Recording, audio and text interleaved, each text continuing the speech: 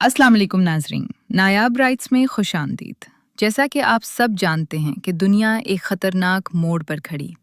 Iran और America के दरमियान कशीदगी अब जंग की शक्ल इख्तियार करती जा रही है।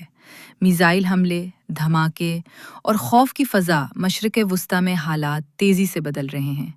लोग दुआ कर रहे हैं कि ये जंग मज़ीद ना बढ़े, क्योंकि अगर ये आग फैल गई तो इसके असरात पूरी दुनिया पर पड़ सकते हैं।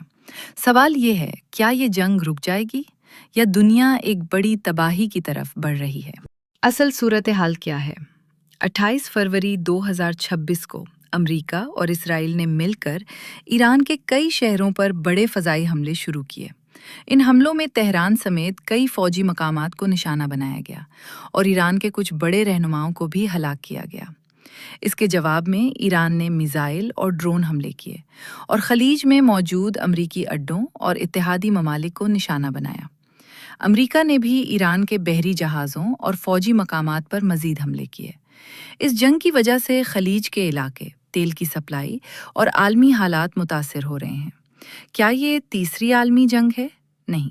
अभी तक माहिरीन और आलमी इदारे इसे इलाकाई जंग और रीजनल वॉर कहते हैं, यानी मशरिक़ वस्ता के इलाके की जंग। इसे तीसरी आलमी जंग नहीं कहा जा रहा, क्योंकि अभी पूरी दुनिया के बड़े ममालिक इसमें शामिल नहीं हुए। मज़ीद ये कि ईरान, अमरीका और इसराइल के दरमियान बड़ी जंग शुरू हो चुकी है, लेकिन अभी इसे तीसरी आलमी जंग नहीं कहा जा रहा। अगर मज़ीद बड़े ममालिक शामिल हो गए तो ख़तरा बढ़ सकता है।